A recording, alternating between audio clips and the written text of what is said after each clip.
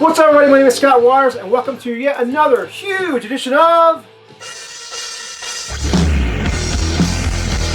The Mail.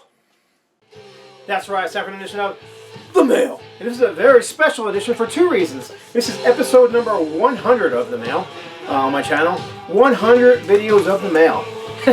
Not including all the other videos, so very cool. And I've been doing this in the VC now for 2 years. This August, so going to be doing a contest video pretty soon. Never done one before, but going to do one soon. So I'd like to introduce my son-in-law to you. This is Jeremy Rasmussen, and this is going to be his mail, not mine. Some stuff that he picked up from a vinyl community member off Facebook, Rob Caldwell. And while he's opening up his box, which he's still trying to get open, in the background I'm playing some German hard rock and metal from Epitaph. This is called Daggerman, 1983, I believe, somewhere around that area. Yeah, straightforward, hard rock. Although this particular song you're hearing in the background kind of reminds me of the old Blue Standard Chevrolet that Foghat also recorded, but it's not. The song is called Long Live the Children. So anyhow, let's see what he picked up. Alright. Well, the first one that I picked up from Rob was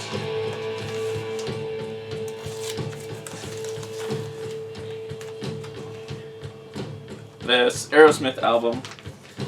To be honest, I actually didn't really start listening to Aerosmith until I got into contact with the Waters family, and you know, I haven't heard a bad song yet. So I've got 2 albums already, and this is the third one that I've picked up now. So it's we're definitely going to be collecting some more for sure. This Aerosmith album is from 1982, I believe. Let me say, I could be wrong. Pretty sure it's 82. This is a U.S. pressing. Yep, 1982. The one and only Aerosmith record does not have Joe Perry or Brad Whitford on it.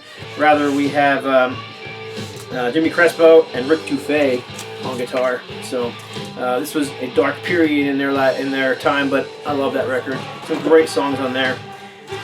So what else you pick up? I have picked up a Molly Hatchet record as well. Killer Molly Hatchet record. The very first album. Yeah. 1978.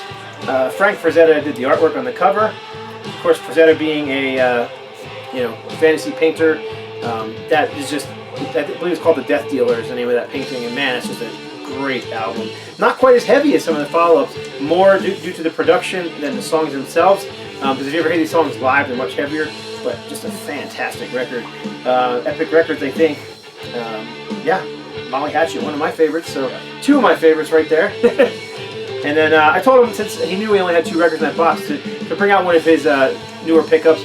Now, he's only been collecting records for 2 months. If that, yeah, if that. And he's already up to, what, 20, 30 albums already? Something like that, yeah, around there. So how did you get into buying records? I was always fascinated with this room, and I never really listened to records, and then I started listening to them, and the quality of them was just amazing compared to regular streaming music and stuff, so I kind of took a liking to it. And I've always wanted to collect something, and I thought, well, this is probably the coolest thing that I've found to collect. But this is the album that one of my favorite albums. I love AC/DC. I've always listened to them. My brother first showed me them. I don't know, just pretty much any AC/DC album is gonna really take a liking to me. But I also picked it up just because it has, I don't know if you guys can see it on the video, but it's a, what's it called? 3D cover. Yeah, the AC/DC part just breaks up just because of the name of the album, Rock or Bust. And that was the last studio album that they had done just from a couple years ago. That album was released. So that's it for this edition of The Mail. Just a quick one. Want to introduce you to my son-in-law and show you some records that he picked up. And that's it. Hope you enjoyed this episode. Leave a message below. I always get back to all you guys. Give me some time. Sometimes it takes me a day or 2, but I'll always answer back. So appreciate y'all watching. God bless. Stay strong.